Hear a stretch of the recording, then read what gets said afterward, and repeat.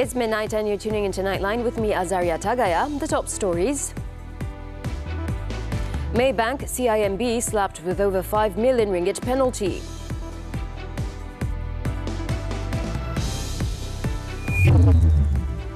And Thai court dismisses Seta Tawisin from Prime Minister's position.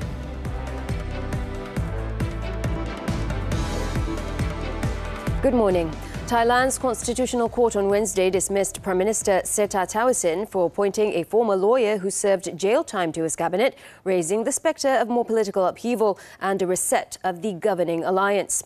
In a majority vote of 5-4, the court ruled that Seta is guilty of violating the constitution for appointing Pichit Chwinban as a minister, despite knowing about Pichit's past conviction for contempt of court. Seta previously maintained his appointment of Pichit, who was briefly imprisoned in 2008 over an alleged attempt to bribe court staff, was above board as the bribery allegation was never proven. In a bid to protect Seta, Pichit then resigned from his role, but the Constitutional Court still agreed to hear the case. As a result of Seta's dismissal, the entire cabinet was dissolved in accordance with the Constitution, making him the fourth Thai Prime Minister in 16 years to be removed by the verdicts of the same court. Following the ruling, the Parliament will convene on Friday to vote on a new Prime Minister. In response to the dismissal, Seta said he accepted the verdict despite it not being the results he expected. Speaking at a news conference, the 62-year-old stated he had performed his duties with honesty and had done his best throughout his tenure as Prime Minister.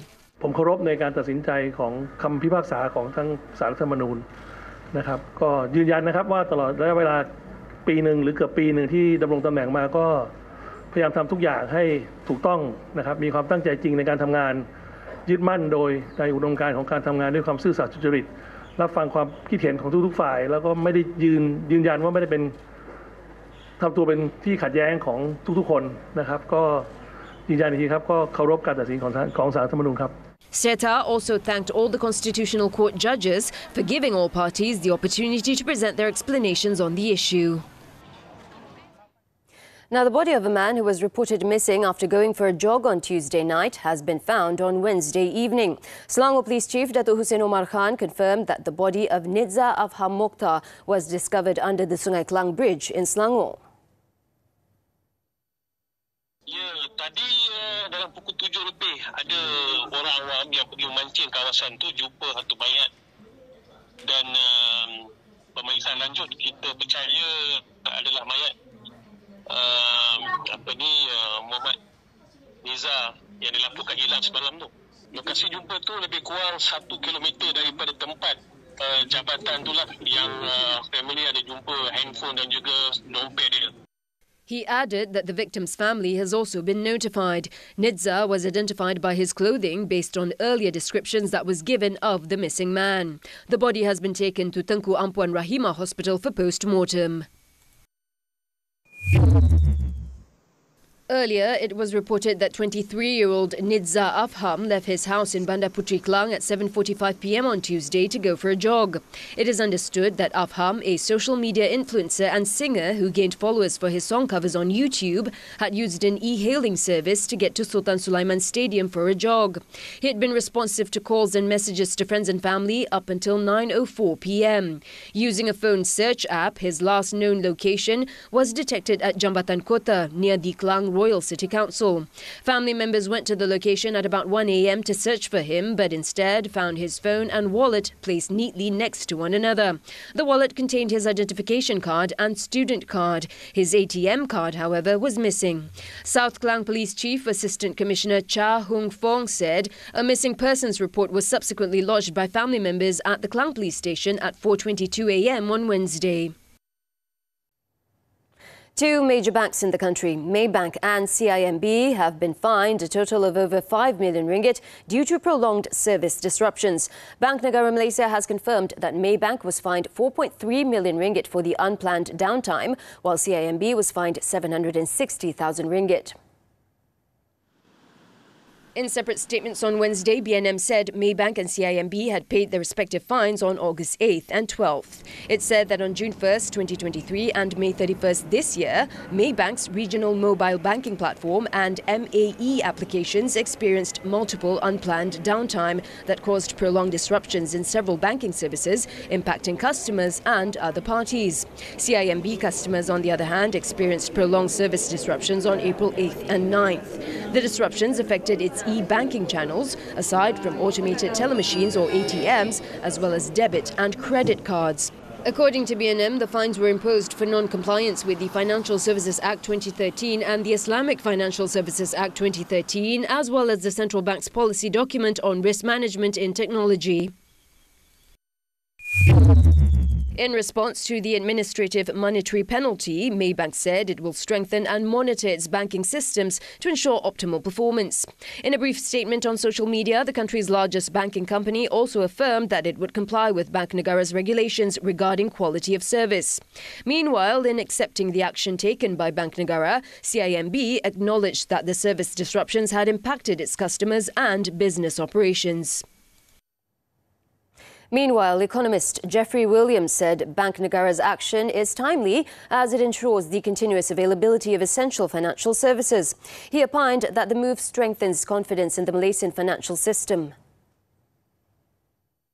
Fortunately, what we've seen here is that Bank Negara have not just intervened quickly, they've also intervened with a penalty. And that shows that they are very serious and very efficient in dealing with these things, and hopefully the penalty, whilst is not going to have any particular effect on the financial performance of these two banks, it will nonetheless signal to all banks and to the financial system that they need to get these systems into place properly, and they need to have good ways of solving problems when there are downtimes.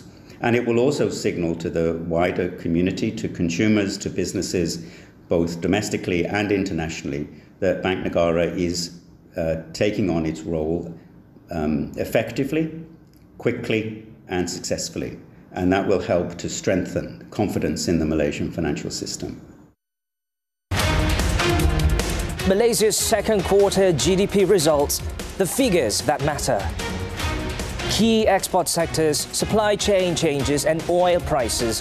What impact did domestic policies, consumer spending and FDI have compared to regional peers? Money Matters with Malaysian Economic Association President Dr. Yakim Lang this Saturday at 5 p.m. on TV3 and stream on Tonton.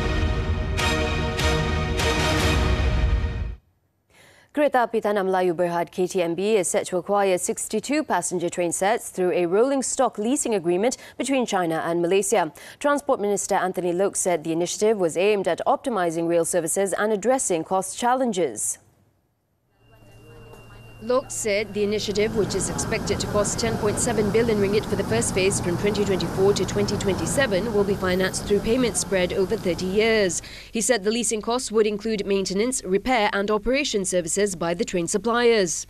Maksudnya kita tak perlu lagi pohon peruntukan tambahan untuk membuat penyelenggaraan. Kos dan juga pakej penyelenggaraan itu akan termasuk dalam perolehan ini. Loke said that the goal was to increase track utilization to 45% by 2027. He also expressed hope that it would enhance the availability and reliability of the trains and increase usage while also managing the financial aspects of the rail services. On a separate matter, Loke said the government is drafting legislation to impose fines on men who enter carriages reserved for female passengers on public transportation. He said in the meantime, commuter service providers such as KTMB and MRT have been asked to step up monitoring of female-only carriages. On another matter, Loke said the final report on the crash of the Beechcraft Premier 1 aircraft in Almina Shah Alam, Selangor on August 17th last year will be released soon. He stated the report is due to be out in a few days before the one-year anniversary of the crash.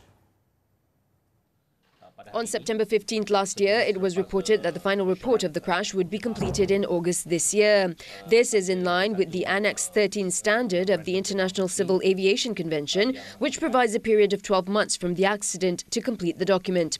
On August 17th, 2023, a Beechcraft Model 390 Premier 1 plane, which took off from Langkawi International Airport, crashed on its way to Subang Airport. The tragedy claimed 10 lives, including 8 passengers and crew on board, as well as 2 road users.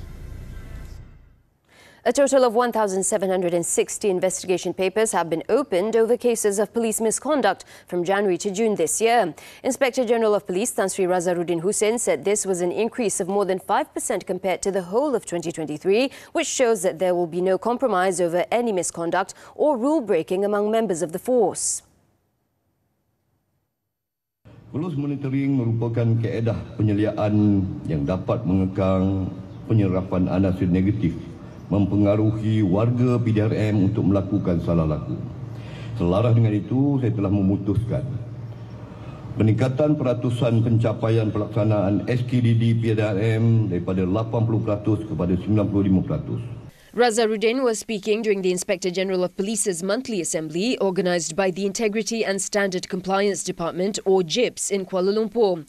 He said JIPS will be tasked with finding a solution in the form of prevention in dealing with issues related to the misbehaviour of policemen. The IGP added that as the focal point for the management of integrity issues within the force, JIPS needs to be more proactive in finding the best solution to prevent ethical violations. He also said that early detection of wrongdoing allows corrective action to be implemented instead of punitive action. Japanese Prime Minister to resign in September. This and more from the Foreign Front when we return. Wanita hari ini. Perasan tak, tengah kita gembira, ada je orang komen tak puas hati. Inilah golongan joy killer yang tak suka tengok orang lain bahagia. Kami nak kongsikan pelbagai menu telur minggu ni. Ada telur ikan, ayam, telur itik, telur soto, macam-macam ada. Sekufu dalam perkahwinan dan juga persahabatan. Sejauh mana kepentingannya, jom kita bincangkan. Perasan tak, ada perbuatan kita yang kadang-kadang mengganggu emosi seseorang. Tekanan mental jangan dipandang remeh. Bersangka baik dengan pasangan. Elak fikir yang negatif. Semuanya di WSHI TV3. Dan stream sekarang ditonton. Wanita hari ini. Tema kita minggu ini adalah legenda atau ikonik. Ada saya ni. Ada? Ui, kalahlah kita. Mereka kembali. Okeylah. Di mana? Itu adalah suara Sulaiman Akhlak. Menceriakan hari anda. Mungkin juga menghantui anda. Saya ada bau.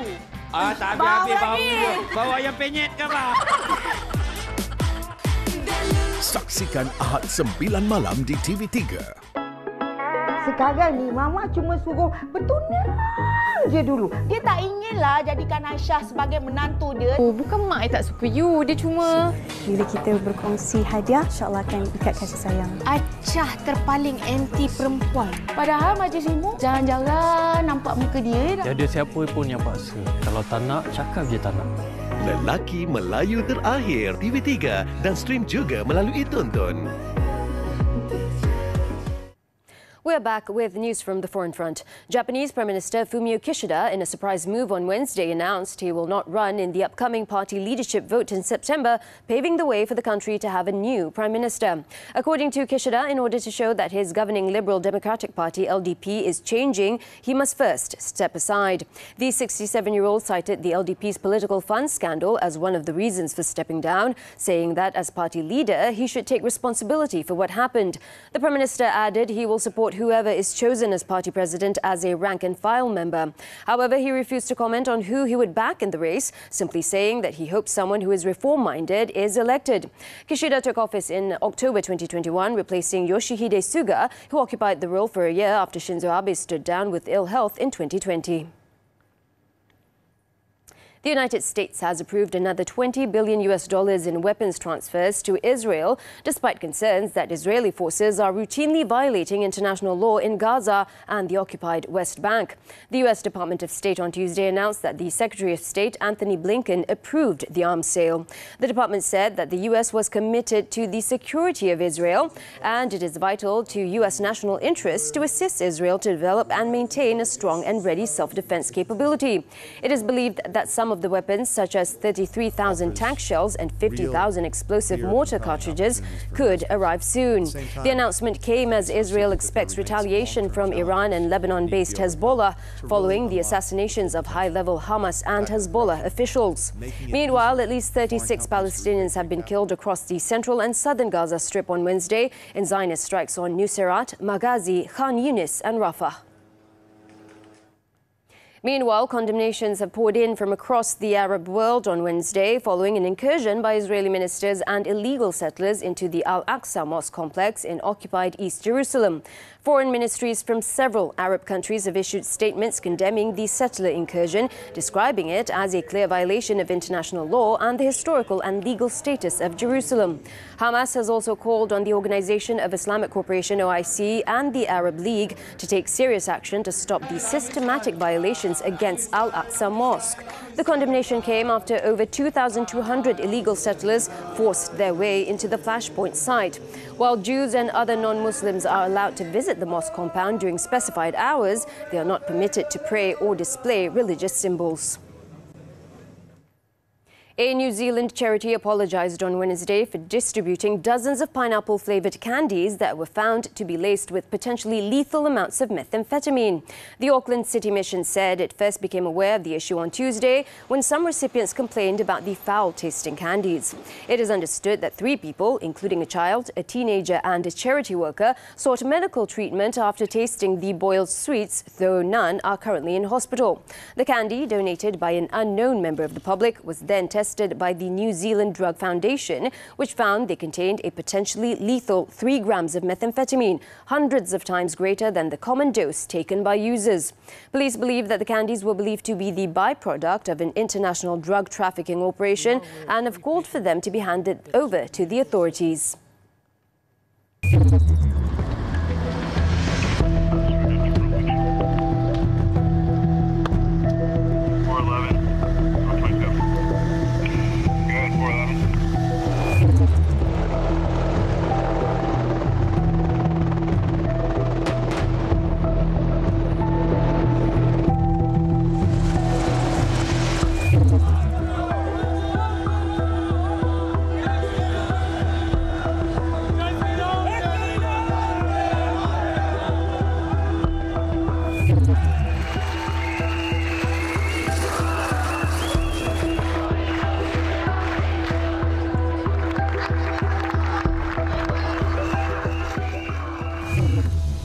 Malacca takes first Sukma gold. Sports after this breather. Oi, jerawat. Apa kau buat ni? Kau tak nampak ke bos ni? Kau tak ada terti ke nak greet? Mana adab kau? Tak iron baju semua. Seliki sangat ke Lola ni? Itulah bos aku yang message ni. Kenapa dia mengaku dia Dura? Tapi tahu ke maksud romantik tu macam mana? Of course lah tahu. Arfan, what is your problem? Kau pergi duduk. Sila. Dulu Dolah Deba. Isnin hingga Jumaat 7 malam di Akasia TV3 dan stream sekarang melalui Tonton. Diving deep into the business world with expert insights and in-depth analysis. The latest trends and developments shaping the country, region and the globe. Key insights into finance. On Money Matters. Every Saturday at 5 p.m. on TV3 and stream on Tonton.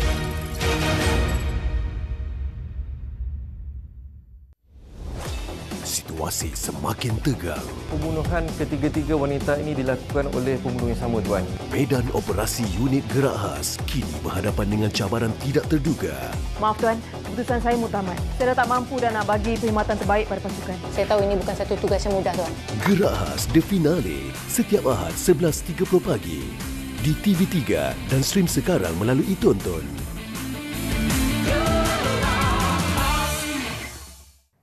We're back with sports. Youth and Sports Minister Hannah Yeoh apologised to all Malaysians on Wednesday after the national contingent failed to bring back the gold medal for the country at the 2024 Paris Olympics. She, however, stressed that the multi-million ringgit Road to Gold RTG program was not a failure as it is a long-term plan implemented for 2 games, the 2024 Paris Olympics and the 2028 Los Angeles Olympics. Saya bagi pihak kontingen Malaysia memohon maaf kepada semua rakyat Malaysia kerana kami masih belum berjaya untuk membawa pulang pingat emas yang pertama bagi Malaysia.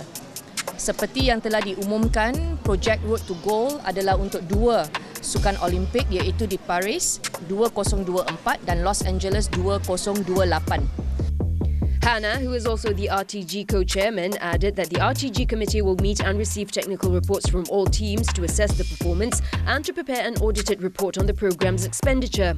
Malaysia ended the competition with 2 bronze medals in badminton to place 80th overall in the medal table from 206 countries and was the 4th highest ranked Southeast Asian country behind the Philippines, Thailand and Indonesia. On to the 2024 Sarawak Sukma, Melaka Wushu athlete Brian T. Kaiji's agile and neat movements in the men's Nan Chuan event enabled him to carve a name in the history of the 2024 Malaysia Games after winning the first gold medal of the 21st edition championship on Wednesday.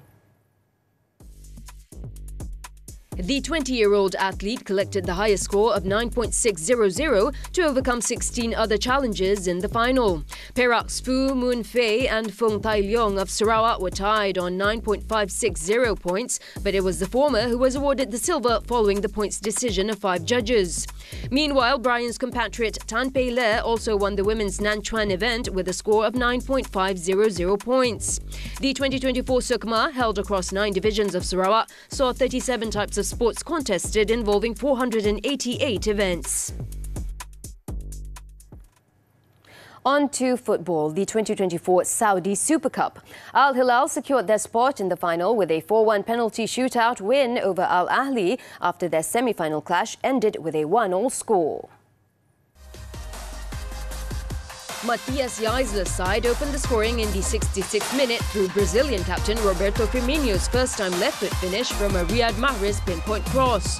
Al Hilal were moments away from elimination before Serbian forward Aleksandar Mitrovic headed a 90th minute equaliser to take the match to penalties.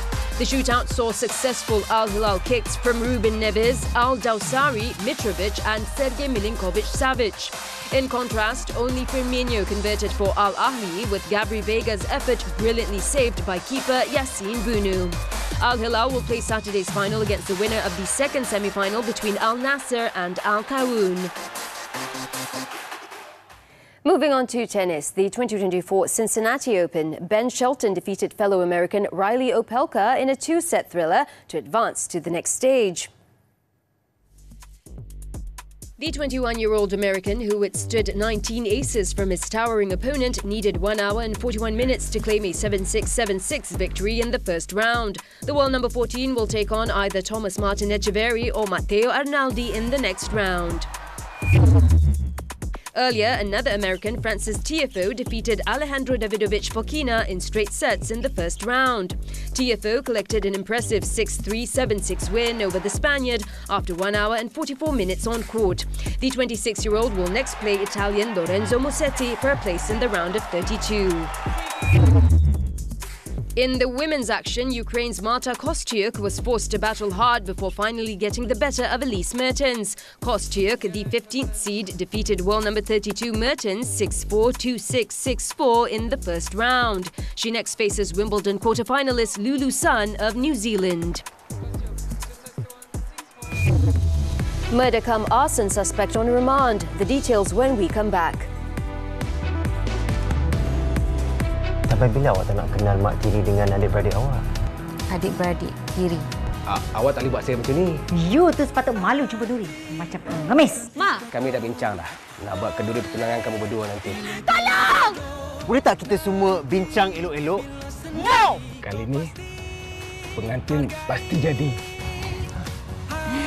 Pengantin Pasti Jadi. Khamis hingga Sabtu 9 malam di Lestari TV3 dan stream sekarang melalui Tonton. Kenaikan nilai mata wang ringgit dan juga pasaran saham yang menjunam, apakah kesan kepada ekonomi rakyat? Eczema, apa kaitan dengan musim panas? Kezaliman terhadap haiwan, pantau kelakuan anak-anak. Juga wajarkah pelaksanaan lesen dipenuh? Soal wang kita bicarakan tentang tips untuk membeli rumah lelong.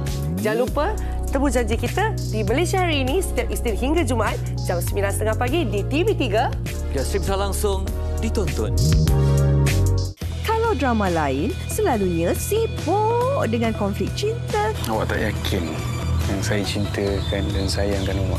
Keluarga. Aku nak cari anak aku! Dan adik-beradik. Jangan biadab dengan ibu, Tapi drama ni ada isu dengan Pontianak mengganas. Kat Amerika, ada ke Miss Ponti? Slot Cerita Rama setiap Sabtu di TV3 dan stream sekarang melalui Tonton. Nightline continues. The prime suspect in the murder of 3 family members, including his parents, before setting their house on fire in Kampung Payara dan Pago last Friday, is on remand for 7 days from Wednesday. The remand order against the 48-year-old suspect was issued by Magistrate Fatin Dalila Khalid. The suspect was brought to the Muar Court complex at 9:13 a.m. on Wednesday for the police to obtain the remand order. Police launched a manhunt for the suspect following the death of Muhammad Nur Muhammad Yassin, 82, his wife Ara Abdul Hamid, 76, and the grandchild Nur Adriana Nur Hashim, 11, in a house fire. But later, police discovered that the victims had been murdered based on the post-mortem report. The suspect was believed to have been arrested by police at about 1 a.m. on Wednesday in Bukit Bintang, Kuala Lumpur. In Johor, police have arrested a local man and seized an estimated 2.21 million ringgit worth of drugs following 2 raids in Johor Bahru on August 7th. Johor Bahru Selatan Police Chief ACP Raup Slamat said the 44-year-old unemployed suspect, was arrested between 2 p.m. and 4:30 p.m. The first raid was on the suspect's car parked at a rented condominium in Larkin, while the second raid took place at a shop lot in Taman Pelangi, which was being used to pack and store drugs. Police seized various drugs during the operation, including 12.66 kilograms of ecstasy powder, 123 grams of ketamine, 1,541 ecstasy pills and 13 RM10.7 pills, enough to supply around 44,180 drug users. Also seized were a vehicle, 2 blenders, 2 gold and yellow cards, various jewellery worth 21,628 ringgit and 700 ringgit in cash. Raup said the suspect is believed to have been operating the drug distribution network independently since June this year. His modus operandi involved using the shop lot as a storage and distribution facility with drugs packaged in eye-catching designs to evade detection by authorities. The suspect is currently in remand until August 21st to assist investigations under the Dangerous Drugs Act. Police are actively pursuing another individual believed to be the drug supplier. The Malaysian Anticorruption Commission MACC is seeking statements from 50 additional witnesses to assist the investigation of the highway concessionaire's top management previously detained for allegedly soliciting and receiving bribes related to 2 Klang Valley highway projects worth over 1.6 billion ringgit. MACC Chief Commissioner Tan Sri Azam Baki said that 11 people, including the company's Chief Executive Officer CEO, have been detained so far, leading to the opening of 11 investigation papers. He added that many more statements need to be collected from contractors and other involved parties. Earlier, it was reported that the 8 individuals, including a CEO and 2 senior management members of a highway concessionaires, were remanded on suspicion of soliciting and receiving bribes related to the construction of 2 Klang Valley highway projects. The CEO, along with 2 senior management members and 5 other individuals, were detained during Ops Lintas on June 24th at the MACC headquarters to assist investigations. A deputy director and 5 enforcement officers of a local authority are set to be charged in court on Thursday. They are suspected of accepting bribes in order to protect prostitution dens and illegal businesses in the capital. According to a source, the deputy director and one of his subordinates will be charged in Shah Alam with soliciting and receiving bribes from prostitution dens. The deputy director will be charged with 3 counts of soliciting and receiving bribes amounting to about 130,000 ringgit, while his subordinate will face 1 count of soliciting bribes from prostitution dens. Meanwhile, the other 4 enforcement officers will be charged in Kuala Lumpur with accepting bribes to protect businesses operating without valid licenses. They're expected to be charged with accepting between 200 and 800 ringgit in bribes from premises operating in the country using Alibaba licenses to protect them from any enforcement actions. The media reported in June that the Malaysian Anti-Corruption Commission MACC arrested 3 public officials, including a deputy director, after they were suspected of receiving monthly bribes from massage parlours and prostitution dens in the capital. In July, it was also reported that the MACC had arrested 8 enforcement officers from a local authority after they allegedly received bribes from businesses operating without valid licenses.